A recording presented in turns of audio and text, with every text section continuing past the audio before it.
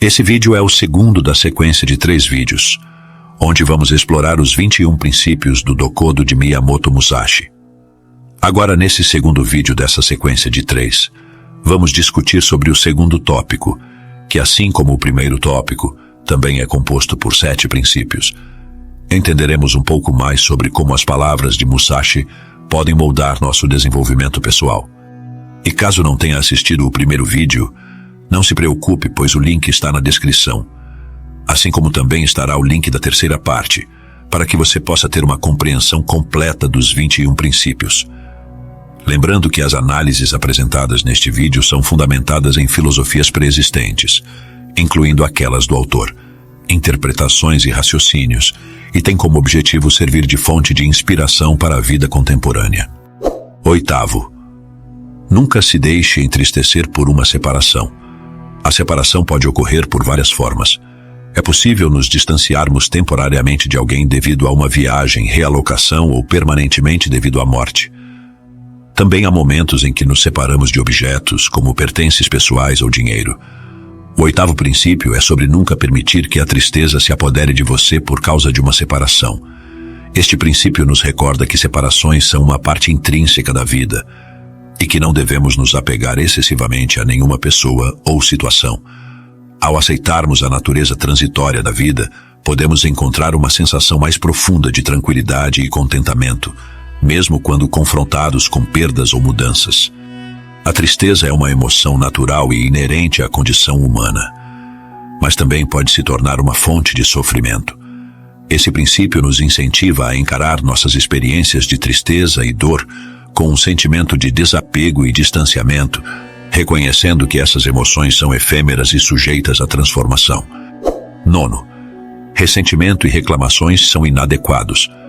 O sentimento de ressentimento e o hábito de reclamar não são benéficos para nós mesmos, nem para os outros.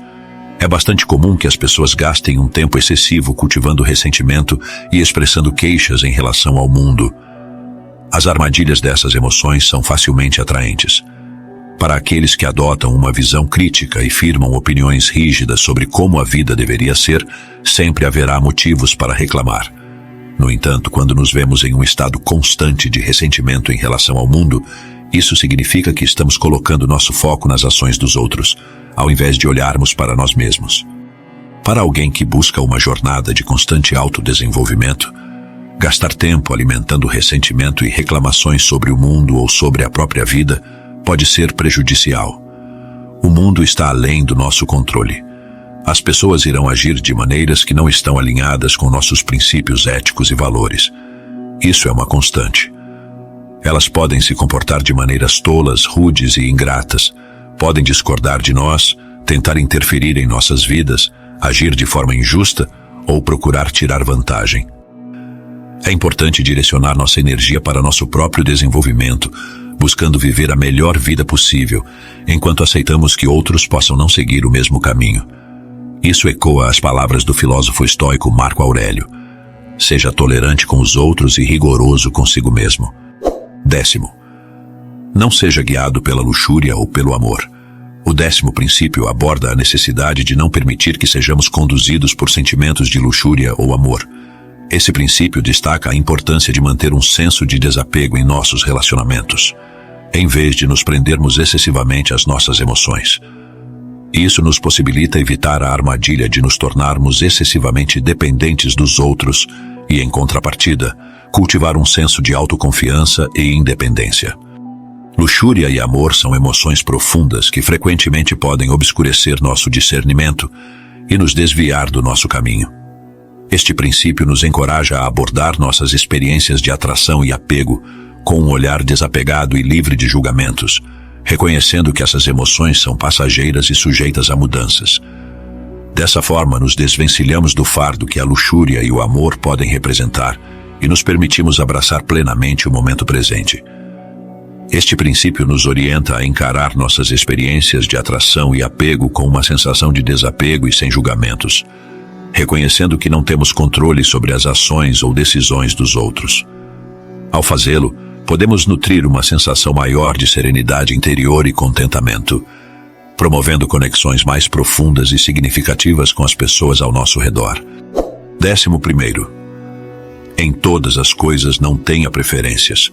O 11º princípio reside na ausência de preferências em todas as coisas. Este princípio nos recorda que nossas preferências frequentemente são moldadas por nossos próprios viés e limitações, e que devemos nos empenhar em manter uma mente aberta e flexível em nossa abordagem à vida.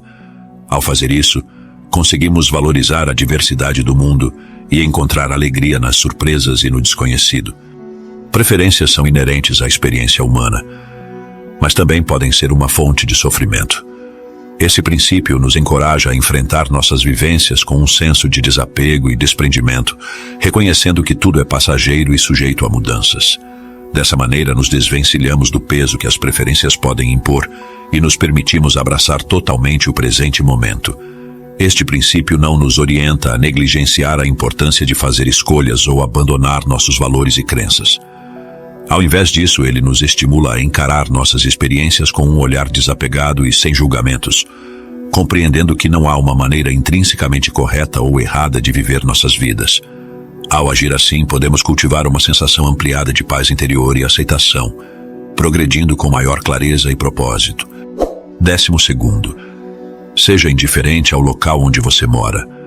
Como um Ronin Musashi percorreu o Japão encontrando morada em diversos lugares, desde castelos até cavernas. No entanto, não importava onde ele se encontrasse, o cerne de sua vida permanecia inabalável. Na sociedade atual, muitos conferem um peso significativo ao ambiente em que vivem. Eles dedicam grande preocupação às suas residências, ao bairro em que estão situados e ao estilo de mobiliário que possuem. No entanto, quando nos apegamos fortemente a certas condições de vida, experimentamos ansiedade quando essas condições parecem ameaçadas. Embora seja compreensível que em situações de insegurança real seja uma necessidade abandonar um local, frequentemente é a insatisfação com as circunstâncias presentes que impulsiona as pessoas a buscar um novo lar.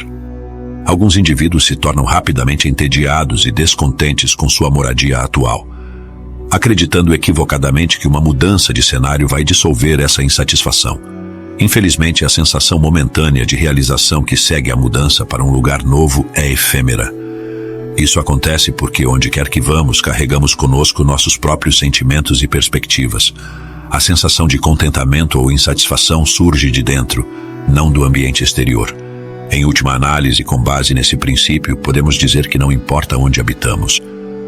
A verdadeira satisfação reside em estarmos em paz conosco mesmos, ao encontrarmos contentamento em nossas moradias, independentemente de quão modestas ou pequenas possam ser.